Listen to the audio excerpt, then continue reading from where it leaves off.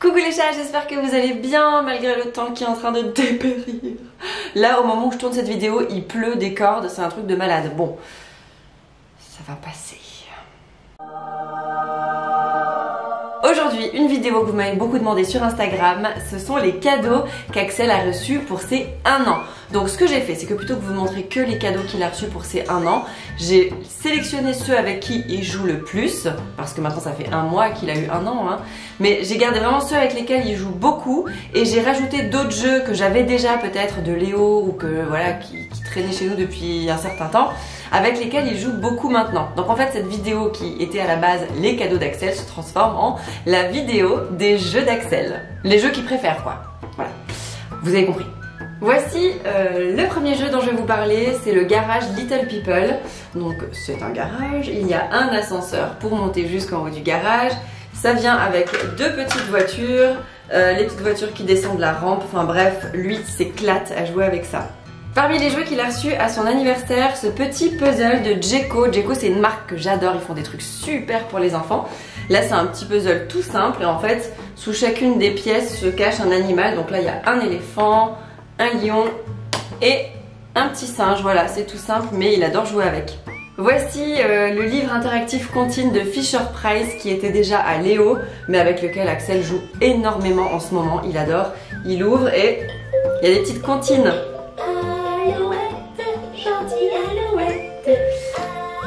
Donc il y a 2 comptines par page. Le truc c'est que ça s'arrête jamais. Voilà. Et ensuite il y a les lettres, les chiffres et les formes qui se retrouvent dans les comptines. Voilà, donc en ce moment il est fan de ce truc. Toujours chez Jeko, ce petit puzzle avec, qui est un petit peu style inspiration Montessori. Donc il y a les ronds, les demi-lunes, les triangles et les carrés. Et du coup il y a à chaque fois 2 pièces qui s'emboîtent, vous voyez, sur ces petits picots. Et ce sont des petits animaux. Donc il joue avec celui-ci, il n'y arrive pas, enfin il n'arrive pas à les faire tous. Le rond très bien. Celui-ci ça commence à rentrer, enfin petit à petit il arrive à faire les différentes étapes du jeu. Mais il l'aime bien aussi.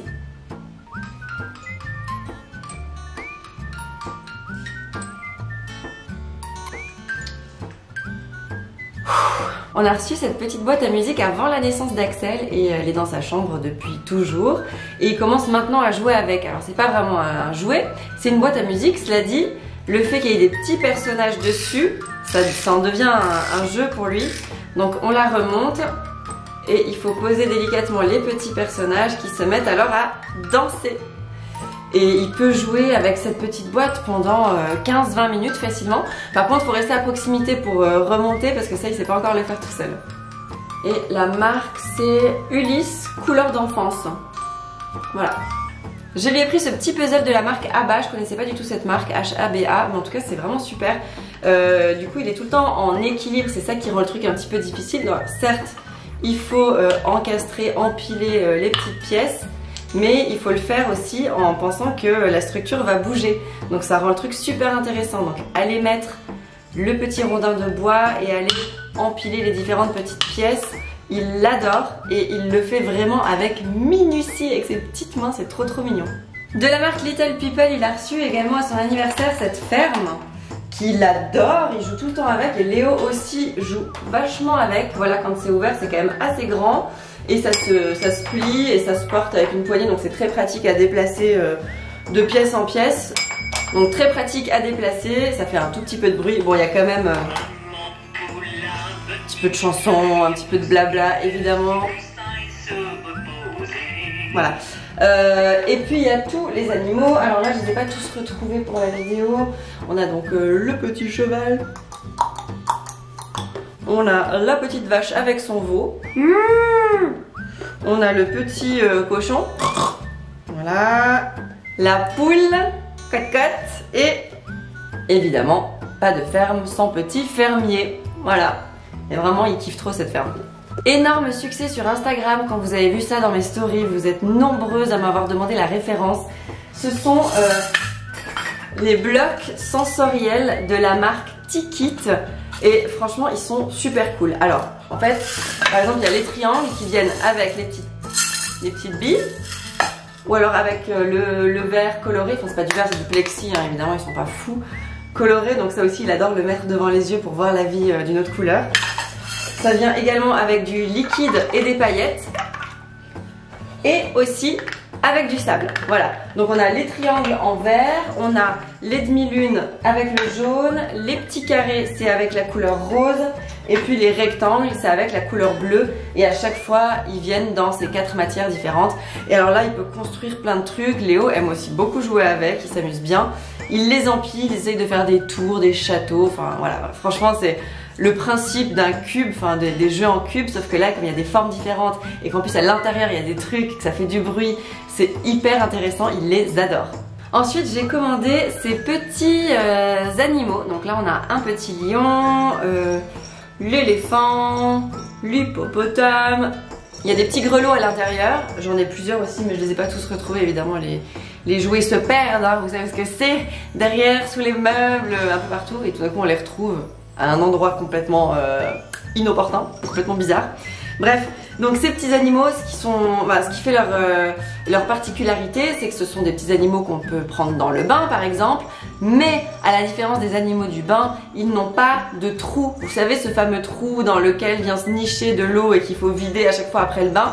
Là, il n'y a pas de trou, du coup c'est 1000 fois plus sain.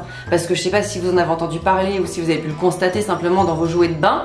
Au bout d'un moment, après quelques mois, quand vous les utilisez et que vous sortez l'eau, il en sort des trucs noirs aussi. Bah, c'est de la moisissure. Et en fait, tous les jouets que vous utilisez dans le bain sont pleins de pourriture, de moisissure à l'intérieur, c'est dégueulasse. J'avais vu un reportage sur la girafe, là, la girafe, comment elle s'appelle cette girafe? Alors, Sophie, je déteste. Sophie la girafe. Mais en fait c'est une abomination, dedans il y a plein de moisissures, parce que les enfants se font les dents dessus, il y a de la salive qui rentre à l'intérieur, dans le trou justement, le trou qui sert à faire et du coup quand on ouvre une Sophie la girafe, on se rend compte que dedans il y a tout un petit monde quoi en fait, qui vit là, donc c'est un petit peu dégoûtant. Et pareil pour les jouets du bain, donc en fait ces trucs là c'est juste la vie, parce que dans le bain évidemment ils aiment s'amuser, donc moi je privilégie des tasses par exemple, des petites tasses en plastique ou des trucs voilà, que je peux vraiment sortir du bain, vider et laver complètement. Et ces petits animaux, c'est juste parfait. Ensuite, le truc en ce moment qui kiffe par-dessus tout, c'est tout con, mais c'est cette balle. Mais cette balle, hein, pas une autre. Cette balle, il l'adore. Bon, c'est une matière qui accroche un petit peu, vous savez, antidérapante. Elle rebondit super bien. Voilà, elle rebondit très très bien cette petite balle. Et du coup, voilà, il l'a tout le temps dans les mains, il la traîne partout, il veut tout le temps la lancer, la jeter, qu'on lui lance. Il adore. Des fois c'est tout bête, hein, une balle et ça vous fait votre journée. Et ensuite, tout bêtement, oui, alors là il est très très mal monté, hein, on est d'accord. Mais vous savez, tout bêtement, je vais le refaire parce que ça me stresse quand c'est pas monté correctement.